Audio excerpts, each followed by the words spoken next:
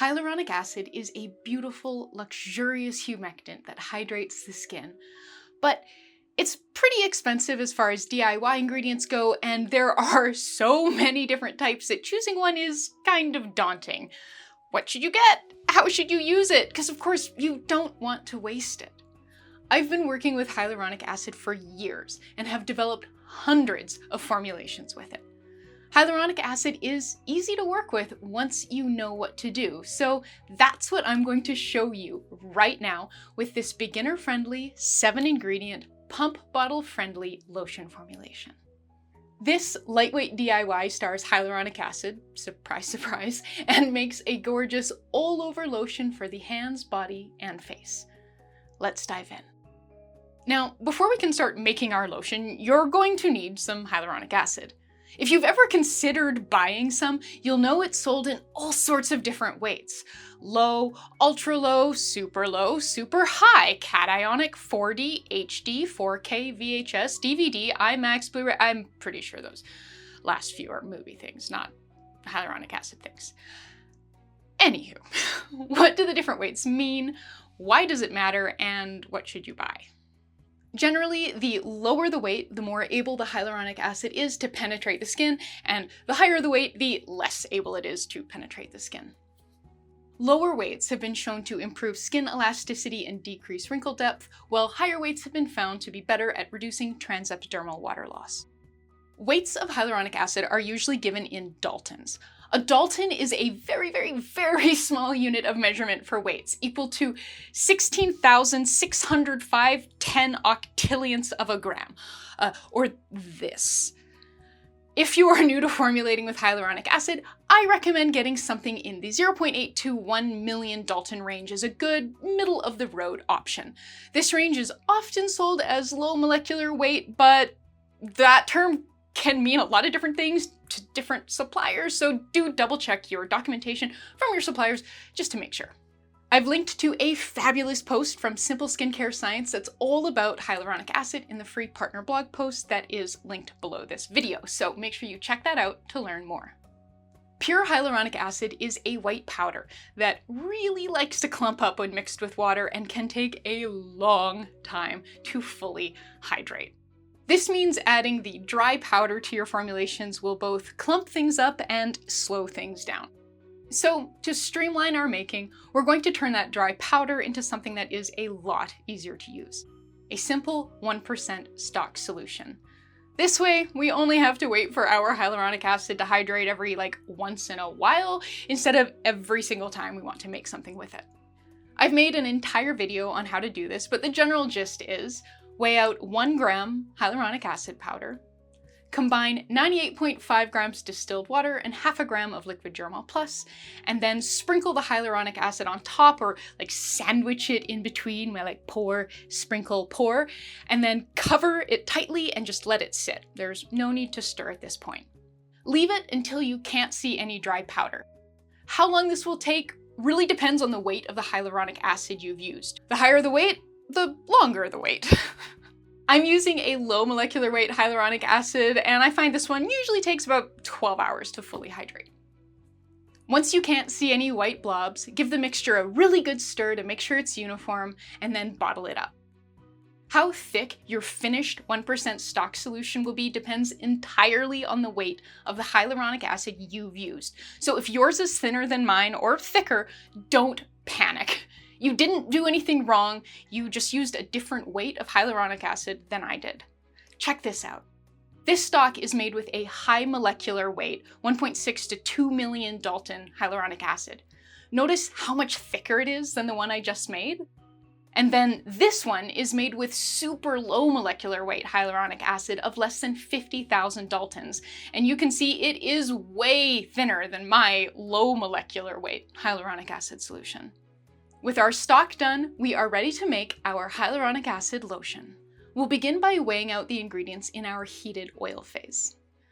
We're going to make a 300 gram batch today, so that is roughly 10 ounces or 3 of these bottles. Our star moisturizing oil is lightweight, inexpensive, and rich in linoleic acid, a fatty acid that has been shown to help support our skin's natural barrier function. Weigh out 30 grams sunflower oil. If you don't have sunflower oil, there are lots of great alternatives. I would especially recommend safflower oil or grapeseed oil because they also have lots of linoleic acid, but any lightweight liquid oil your skin loves can definitely work. This next ingredient thickens the lotion to a nice, pumpable, spreadable consistency, boosts moisturizing powers, and adds a silky, expensive feel that's the perfect complement to luxurious hyaluronic acid. You'll need 12 grams cetyl alcohol. Now, I know the word alcohol can set off skincare alarm bells, but don't worry. Cetyl alcohol isn't that kind of alcohol. It's not drying or irritating, but moisturizing and all around lovely. If you don't have cetyl alcohol, cetearyl alcohol is an okay alternative. It's richer and doesn't have the same slippy, lightweight feel as cetyl alcohol. The last ingredient in our heated oil phase is what brings everything together, our emulsifier. Weigh out 6 grams Ritamulse SCG. This all-natural emulsifying wax is one of my favorites and has been for over a decade. It has a beautiful powdery skin feel and is far less prone to soaping than the more popular Olivem 1000. Ritamulse SCG is sold under a lot of different names. They often include Mulse and or Eco, so you're going to want to shop by the INCI rather than search for Ritamulse SCG. So check out the free Humblebee and Me DIY encyclopedia entry on it for more information and links to places to buy it around the world. Up next, the heated water phase. We'll begin with our star ingredient. You'll need 60 grams of the 1% hyaluronic acid stock we made earlier. This amount of stock makes a lotion that contains 0.2% hyaluronic acid, a level that's both effective and pretty affordable. My hyaluronic acid is low molecular weight, but please feel free to use any weight that you have. You could even blend stocks from 2 or more different weights of hyaluronic acid. Just make sure you write down whatever you're doing. And lastly, to round everything off, weigh out 186.6 grams distilled water. If you'd like to get a little bit more fancy, you can trade 60 to 120 grams of the distilled water for a fragrant hydrosol. And you can also use more hyaluronic acid if you'd like. So you could swap up to 60 grams of the distilled water for more of your 1% stock solution. This formula is really versatile and there are lots of other ways to customize it as well. I've shared several, including a bonkers easy change that seriously upgrades the emulsion with 0 extra ingredients in a patron exclusive video. So if you would like to check that out and help support free formulation education, please consider becoming a patron at the exclusive videos and live product analysis tier level.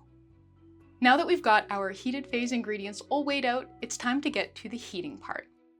Combine the heated phases in 2 separate beakers or heat-resistant glass measuring cups, one for the heated water phase and one for the heated oil phase.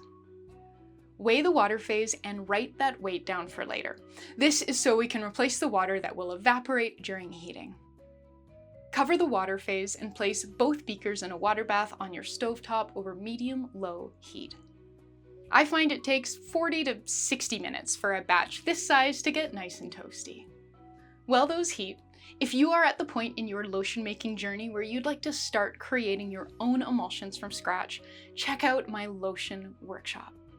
In it, I share the 10-step system I use to formulate every emulsion. It's over a decade of lotion making know-how packed into something I probably should have called a course instead of a workshop, but oh well. If you'd like to check that out and learn more, I've included a link in the description box below this video. Now, let's check in on our heated phases. You'll know you're ready to emulsify when everything in the oil phase has fully melted and the water phase is hot enough to prevent the oils from re-solidifying when you combine the phases. Lots of condensation on the lid of your water phase is a good sign that it's nice and hot. Begin by weighing the water phase and then add a couple drops of distilled water to bring that weight back up to the number we wrote down earlier.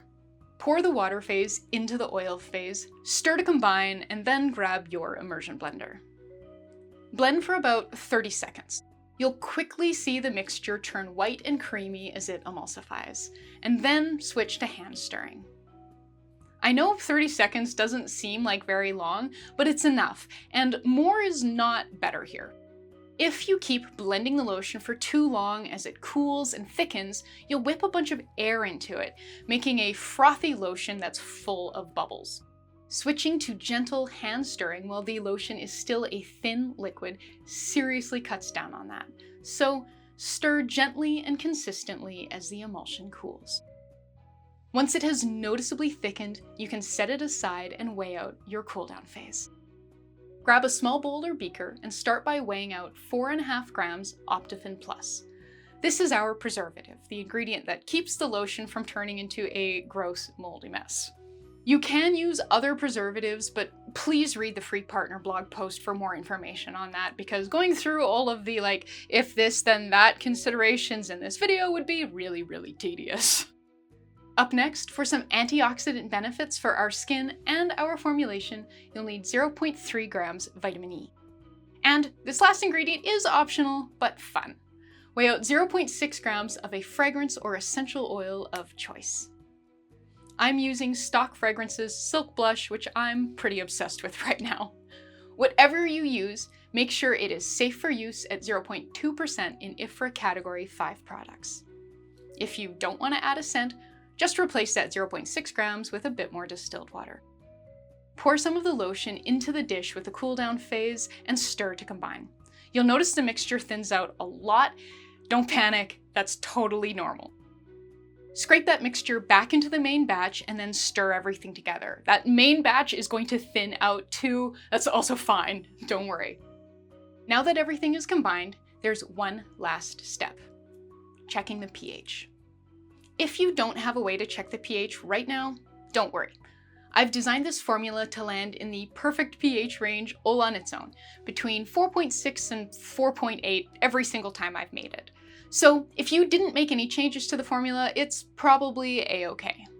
But if you did make any changes or you do have a pH meter, checking pH is a great formulating habit to get into. To test your lotion, make a 10% dilution. So that means mixing 2 grams of your finished lotion with 18 grams distilled water. Mix until uniform and then dip in your pH meter. We want a final pH of 4.5 to 5.5, a range that's great for both your skin and the preservative. If the pH is too high, lower it with a couple drops of a citric or lactic acid solution, and if it's too low, bump it up with a few drops of a 10% sodium hydroxide solution or about a gram of sodium lactate. Stir, make a new testing mixture, and retest.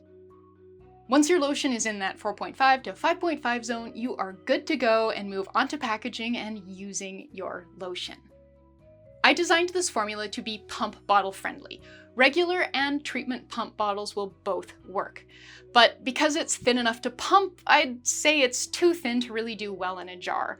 A jar can work if it's all you have, but remember it's really quite fluid, so don't open the jar on an angle or you'll spill it everywhere.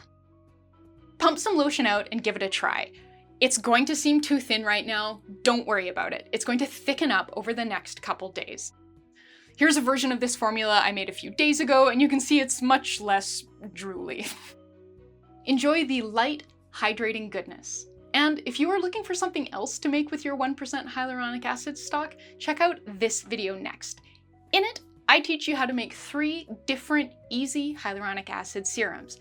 One with just 3 ingredients, one with 5, and one with 8. Thank you so much for watching, and happy making.